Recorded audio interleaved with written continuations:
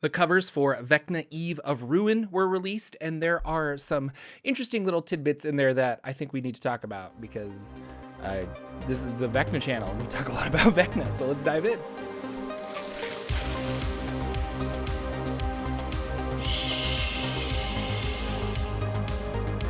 Hello, everybody. Jordan here. The PH is silent. The hand and eye of Vecna are magic items that are, in the world of Dungeons & Dragons.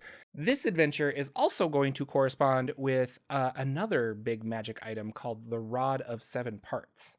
In the adventure here, it says, this adventure will take players on a whirlwind tour of the multiverse in search of pieces of the legendary Rod of Seven Parts.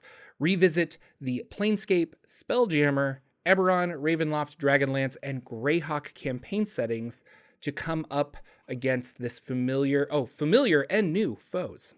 So the alternate cover of the book has the Hand of Vecna on the cover, and on the back of the book was kind of interesting. So there are three icons in the middle, and they are the symbols that are on the books for Descent into Avernus, Ravenloft, and Spelljammer. So it looks like at least those three are going to have major implications for this Vecna going forward. The other symbols, a lot of people online were talking like, I'm not sure what these are, and they're trying to figure out if they're different like glyphs or sigils or whatever else from various languages within the Forgotten Realms or within Dungeons & Dragons itself. They're not, and I don't know this for sure, but my guess is that the seven symbols are the sigils that have to go on the spell that allows you to rebuild the Rod of Seven Parts. So what is the Rod of Seven Parts? Why would Vecna be looking for it? The Rod of Seven Parts was the Wind Dukes of Akka. This is all 2E lore in a big module that came out called the Rod of Seven Parts. And it came with an adventure. It came with stuff about the magic item and a bunch of lore and monsters.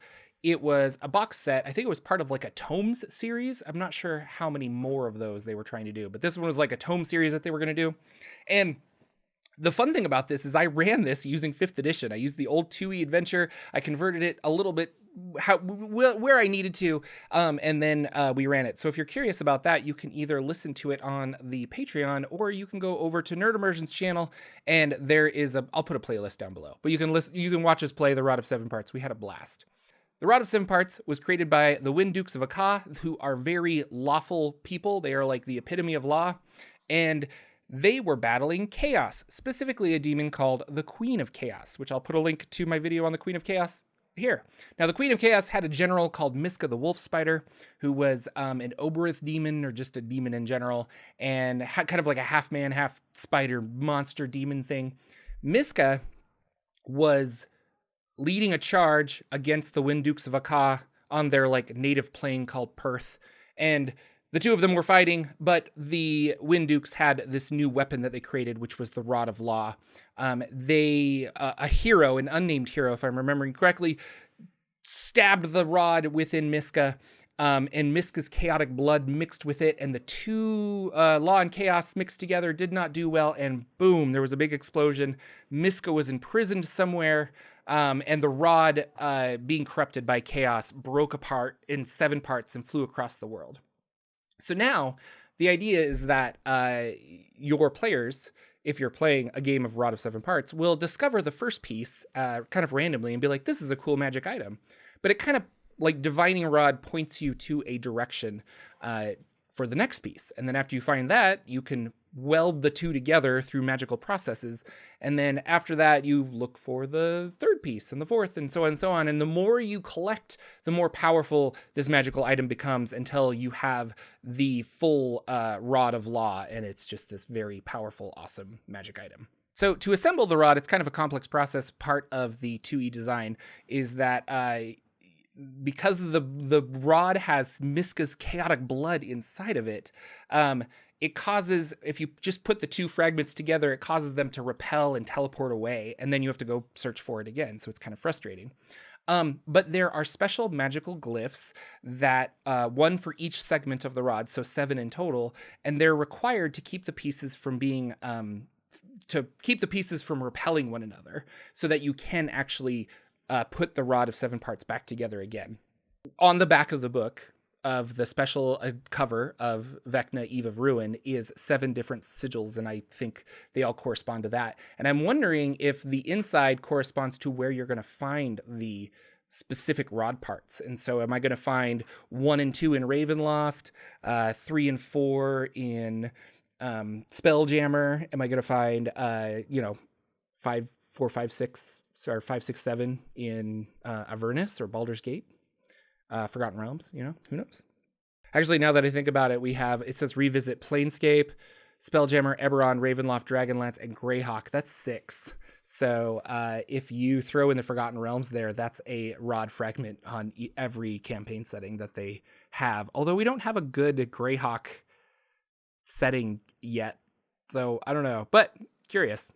Then there was the full cover art for the regular art piece that was released, and we see Vecna in some kind of misty purple thing, and then there are crystals that look like little snippets of campaign settings that are available in Dungeons & Dragons, and specifically we have like a Ravenoff-looking moon one, we definitely have a Spelljammer ship in space one, a red one that really could be Avernus quite easily, and then the last one is just a man with a sword, and I feel like that could be Greyhawk or Forgotten Realms pretty easy as well. So I think there's going to be a lot of like hopping between those, which could be kind of fun. I think especially fun if you know these settings and you kind of enjoy them. But if you are, this isn't an adventure for new players because it starts at level 10. So ideally you're playing 1 to 10 in the Forgotten Realms or Spelljammer or Planescape. And now that you are level 10, you're going to tackle this Vecna problem.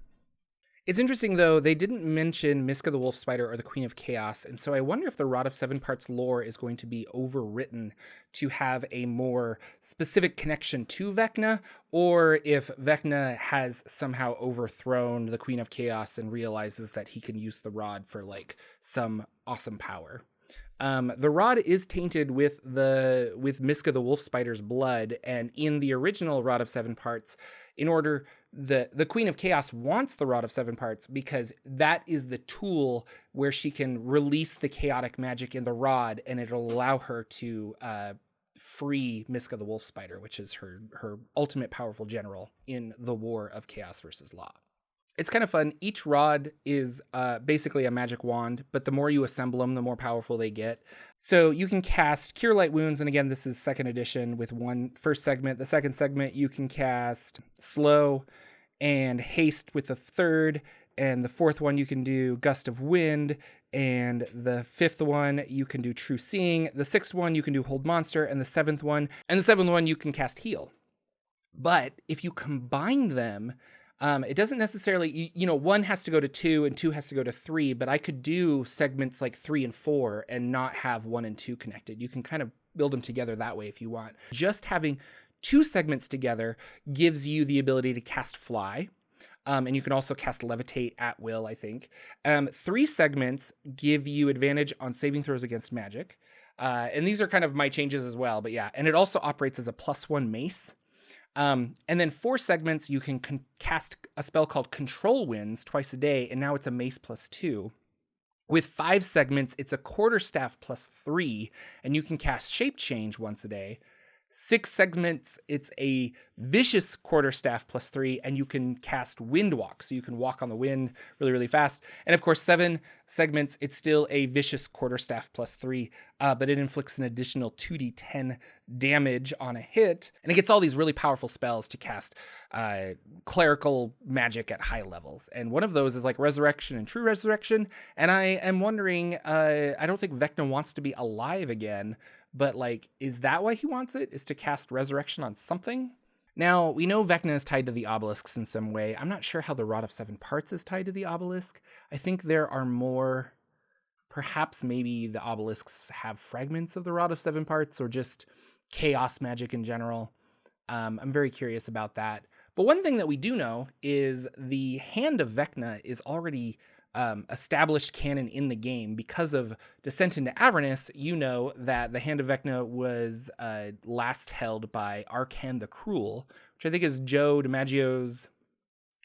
What's his name, honey? Joe? What? The guy from True Blood. Oh. With the funny last name. Magniela? Yeah. Hot Werewolf? Hot Werewolf, okay. Joe Manganiello, yes, I can't ever say. Joe Hot Werewolf? Joe Hot Werewolf. So his character, Arcan the Cruel, in a critical role, took the hand of Vecna, lobbed it on his hand, and then teleported out of there. I'm sorry, it was just business. And within the world of the Forgotten Realms and D&D canon, not critical lore canon, Arcan the Cruel made his way into Descent into Avernus, that book. So he's in Avernus trying to resurrect... No, what is he trying to do? He wants to bring back Tiamat, and he thinks the Hand of Vecna can help him. But the hand is slowly corrupting his body, and he's turning into an undead creature. We don't know where the eye is. I'm really curious if the eye has popped up somewhere and we just haven't paid attention to it. But they have to call it the Eye of Vecna. They can't just not give us that. Can they? Thank you guys so much for watching. If you're curious about Vecna, I've got a whole bunch of videos on him. He has 3 main modules in old 2E Dungeons & Dragons that take you from Greyhawk to Ravenloft to Planescape. So if you're curious about Vecna, you might want to check those out. And then I've got a couple of videos on the Rod of 7 Parts and Miska the Wolf Spider and the Queen of Chaos, so you can check out those. Again, all links down below. Or watch our actual play of the Rod of 7 Parts, which hopefully will be back soon, because that campaign evolved into the Great Modron March, which, because of life reasons, we had to pause. But I think in March, we're going to start playing that again. So be sure to go subscribe to Ted's Nerdimer's channel, because we'll be doing stuff there, and it should be a lot of fun. I'm Jordan. Thank you so much for watching, and I'll see you all in the next video.